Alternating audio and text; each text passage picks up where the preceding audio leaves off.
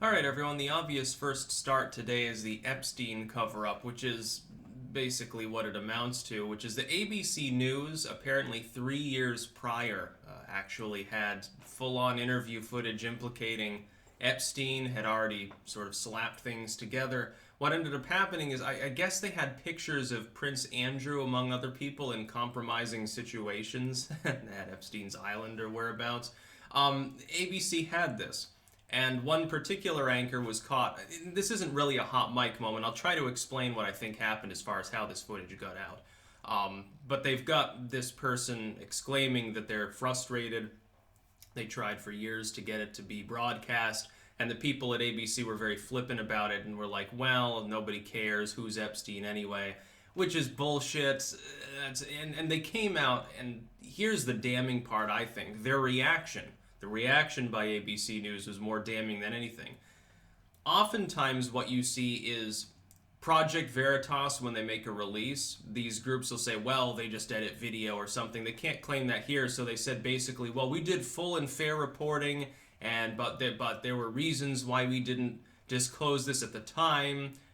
We had to continue our investigation, but it doesn't look like ABC actually continued to investigate, which undercuts the entire premise of their explanation as to why they didn't put this out. You have a witness who's giving you photographs of extremely high-ranking individuals doing things that at least insinuate the corroboration of then claims about Epstein years before he actually gets in trouble.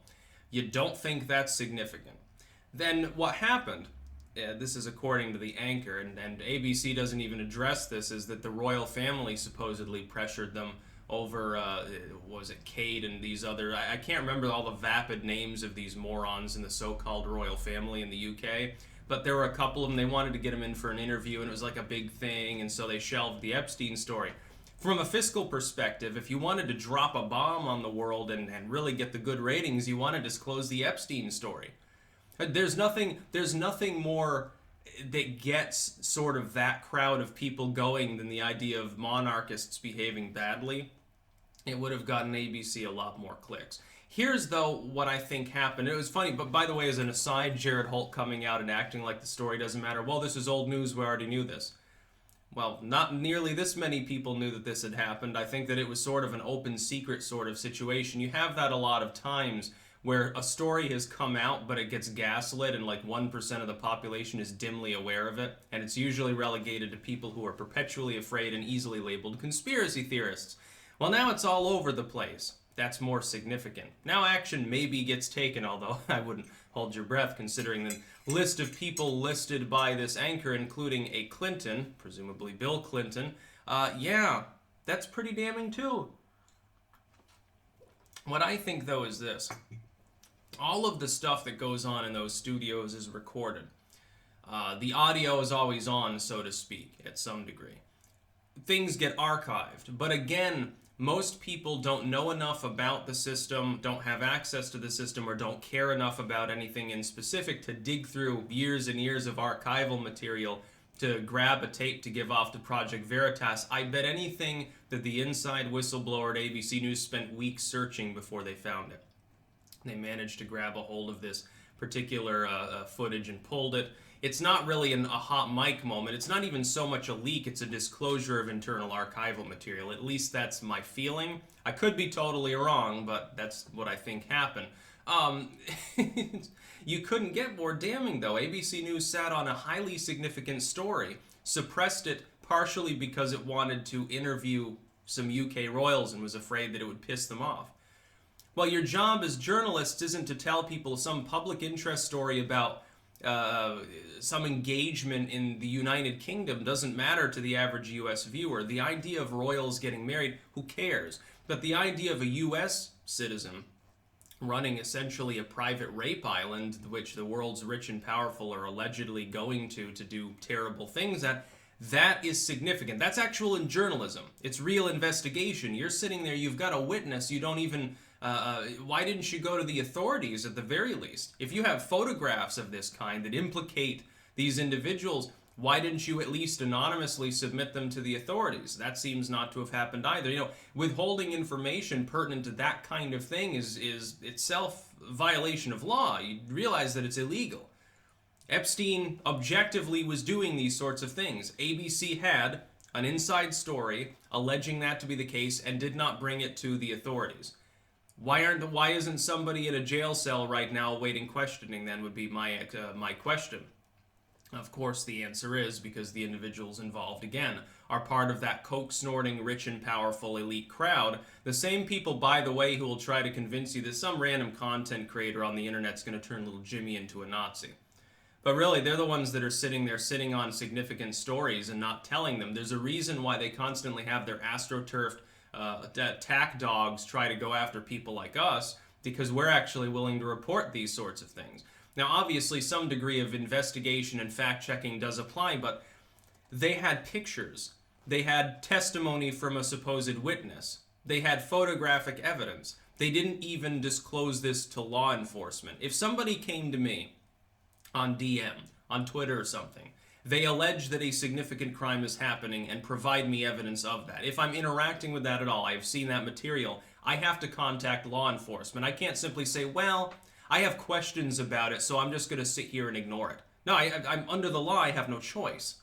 But apparently ABC News is different. Apparently their anchors there, they don't have to. And the funny part is the anchor herself is claiming, and again, this is a candid sort of moment, so I have no reason to distrust this. I distrust the official explanation released by her in ABC News, but I don't distrust her candid moment here, where she's saying, yeah, it's been suppressed from the top down.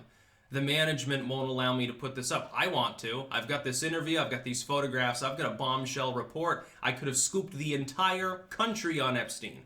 I could have scooped everyone because I could have been the one to take it from a tabloid-style story, which had circulated about Epstein for some time, the idea that he was creepy and doing weird shit. That was old news. But she could have taken it from the tabloid world to the legacy media world, which somehow, in the minds of the dumb, grants it additional truthiness. The fact that it's on ABC supposedly makes it true, as opposed to some YouTuber talking about it. By the way, there's a certain former YouTuber named Alex Jones who has as well a podcast, and by the way is also on BitChute. You should check him out there, InfoWars, who was saying all of these things years ago and got called a kook for it. That's very, very interesting. It's interesting how a conspiracy theorist has been, right, maybe more often than not over the last few years, and just happens to correlate with when he gets deplatformed off the polite internet. The legacy internet, you could call it at this point. Very interesting. You don't have to believe everything that's said on InfoWars to appreciate the fact that Jones at some points is a little bit like a voice in the wilderness, and there are others that are doing the same thing. There are some people that are afraid to even, by the way, there are even independent content creators afraid to talk about these things because of all the censorship and algorithmic suppression going on. Well, once you get to the point like me where you're already being algorithmically suppressed on the polite internet so you can only grow on alt tech, it doesn't matter as much now, does it? So yeah, it's actually kind of liberating when you think about it. So yeah, there was an Epstein cover-up. We now know it. We've got it from one of ABC News' own anchors. This is a huge release.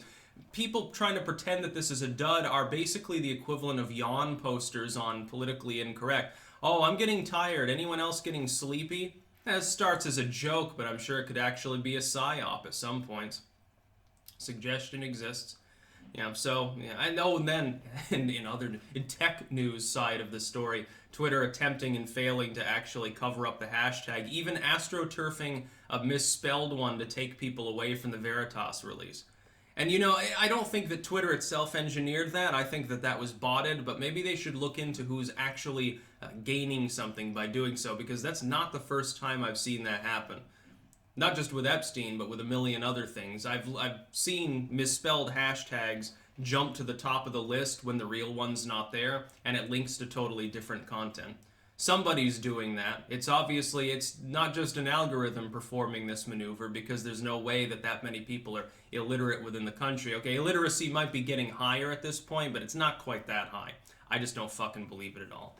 That's about all. Peace out.